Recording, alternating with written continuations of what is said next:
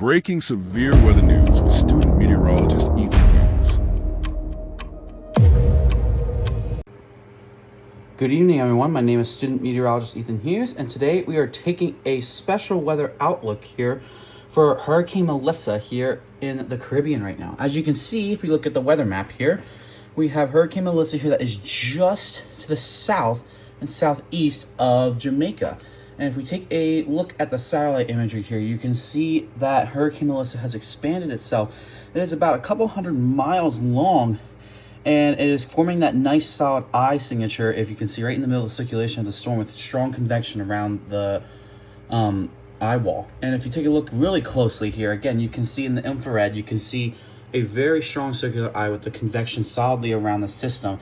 And you can see the stronger rain bands are starting to enter into southeastern Jamaica as we speak right now, with plenty of rain that is going to follow, folks. We could see upwards here of 3 to 5 feet of rain hitting the coast and hitting most of Jamaica later this evening into the next few days.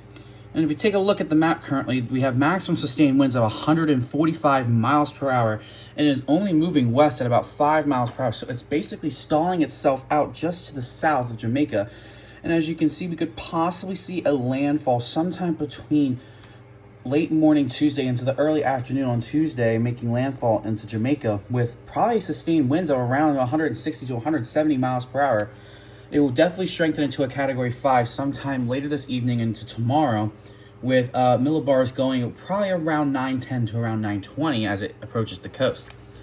And if we take a look here at the scatter plots here, the spaghetti models, you can see that it's very concise that it's going to make landfall into Jamaica and definitely make landfall also into Cuba and possibly affect the southeastern parts of the Bahamas as well, as it will then make its way out to the Atlantic. Bermuda should also keep an eye into this for the later into next week, into the weekend, as it could possibly make its way through Bermuda as well. And we take a look at the rip current issue. You can see that there is plenty of rip current risk, especially along the United States eastern coast and parts of the Gulf Coast as well. And there will be life-threatening surf along those coastlines, as well as life-threatening storm surge into Jamaica and Cuba. Jamaica could see upwards of 15 to 20 feet of storm surge, with isolated spots getting close to 30 feet of storm surge. And Cuba will also experience somewhere between 10 to 20 feet of storm surge as well. And if we take again a look at some models here, you can see that the spaghetti models show pretty concise strike through Jamaica and also through Cuba, and it will affect some parts of the Bahamas as well before it makes its way out to sea. And you can see that Bermuda is in the crossfire of some of these models, so it's definitely a good possibility that Bermuda might also get hit by these models as well. And just to take a look quickly at the Pacific really quick, we do have Tropical Storm Sonia that has maximum sustained winds of 45 miles per hour, moving west-northwest at 3 miles per hour. This isn't expected to strengthen as much. It will probably turn into a depression at the beginning of this week and not affect any of the U.S. mainland or Hawaii as well. So overall, folks, it is very important to stay weather aware as we look at this Hurricane Melissa in the Caribbean right now, as it will be one of the most powerful Atlantic storms ever recorded.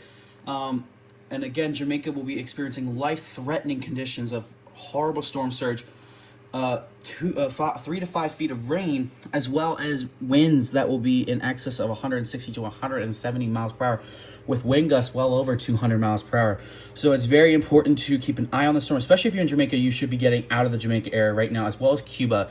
There should be evacuation orders, and you should get to the U.S. mainland or anywhere else as soon as possible before the storm arrives, because then the next 24 to 48 hours are going to be very detrimental to those who are in Jamaica right now. So please make sure you stay alert to your weather alerts, and make sure if you are staying on the mainlands, you are to hunker down and ride the storm out, and keep a radio handy. Make sure you keep light supplies for food, because the power outages are going to be expected.